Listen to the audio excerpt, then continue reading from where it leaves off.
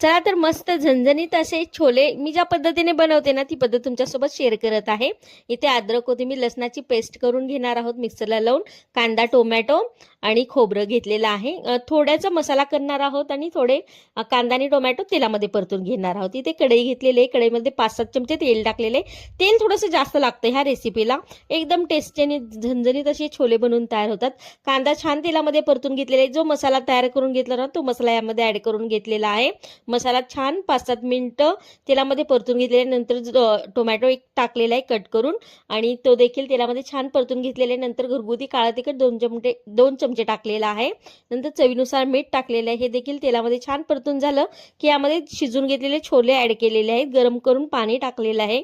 मस्त झणझणीत अप्रतिम असा आपला छोले मसाला बनून तयार आहे। या पद्धतीने नक्की रेसिपी ट्राय करा, खूप छान छोले मसाला बनून तयार होतो।